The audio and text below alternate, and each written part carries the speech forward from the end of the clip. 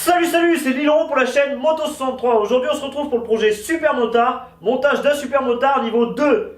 Aujourd'hui dans cet épisode, on va parler de quoi? On va parler de l'achat des roues sur le bon coin, on va parler de l'adaptation des jantes KTM sur une TM. D'ailleurs c'est la même méthode pour toutes les motos, que ce soit d'une Honda à une Kawasaki, d'une Sherco à une Husqvarna, etc.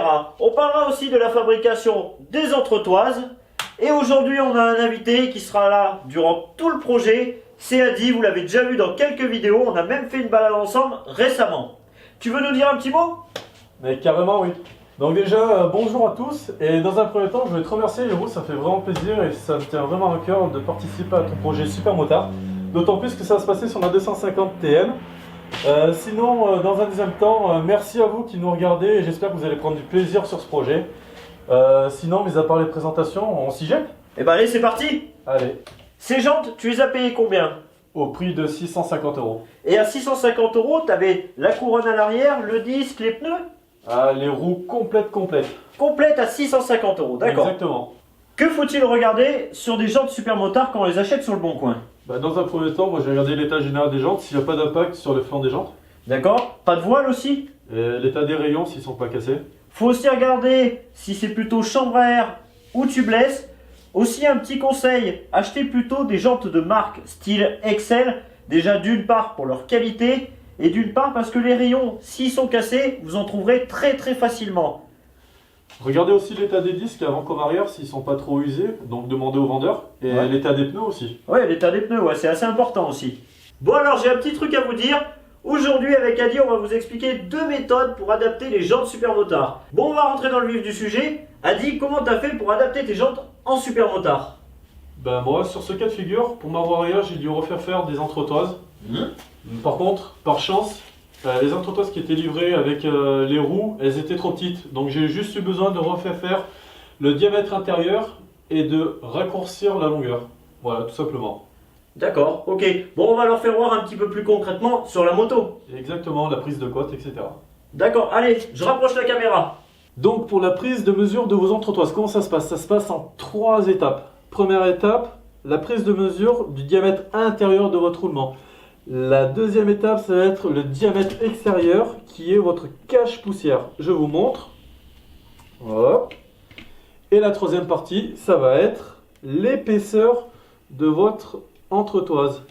Il faut prendre la butée du roulement et la butée du frein. Donc là, vous avez la butée du frein. Là, vous avez la butée du roulement. On va prendre la largeur entre les deux. Bon, on se retrouve du côté couronne. C'est toujours en 3 étapes. L'intérieur du roulement pour le diamètre. Donc c'est le diamètre de votre axe. Pour l'extérieur de l'entretoise, vous prenez le cache-poussière.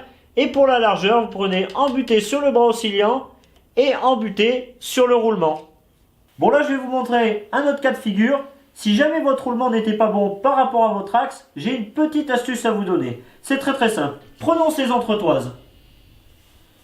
Cette partie, c'est la partie qu'on vous a fait voir tout à l'heure comment la mesurer. Et bien c'est très simple. Mettons que votre axe il est de 18 et que le roulement il est de 22. Il suffit de mettre une paroi entre les deux, c'est-à-dire 22 ici et à l'intérieur 18, et ça palliera le jeu entre le roulement et l'axe. Et cela vous évitera de changer le roulement. Bon, maintenant je vais vous faire voir concrètement comment ça se monte. Allez, c'est parti!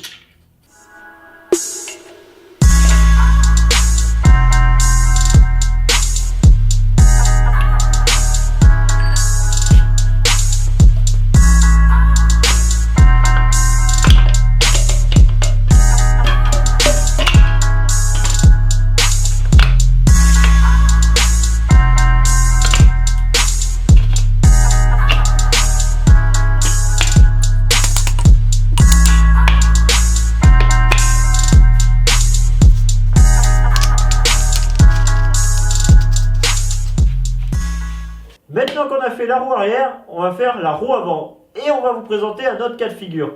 Adi, est-ce que tu peux nous expliquer cet autre cas de figure?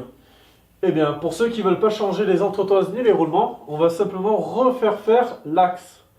Moi, mon axe avant était trop petit par rapport aux entretoises et roulements déjà avec la roue. Donc, j'ai refait faire un axe au bon diamètre.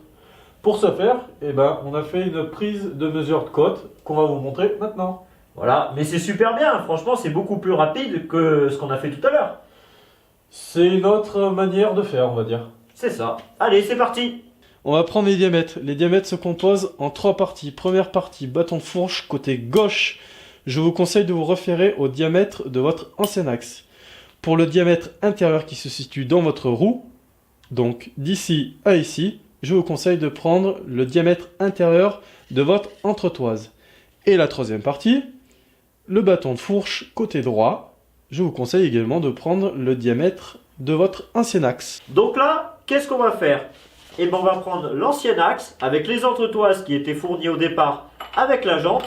Alors, si les entretoises ne sont pas fournies, vous faites la même méthode que tout à l'heure pour pouvoir fabriquer des entretoises.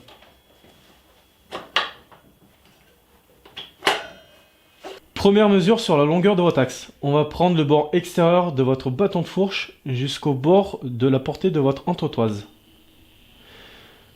Deuxième partie, on va prendre la mesure du bord de votre entretoise jusqu'au bord de l'autre entretoise de l'autre côté. Et pour la troisième mesure, on va simplement prendre l'épaisseur de votre bâton de fourche d'un côté à l'autre.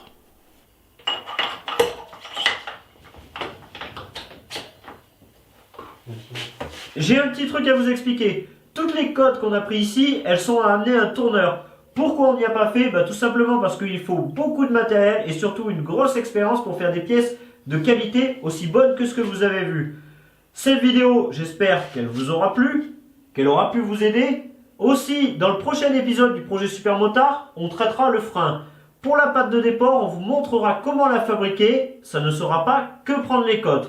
Et puis on vous dit à plus tard!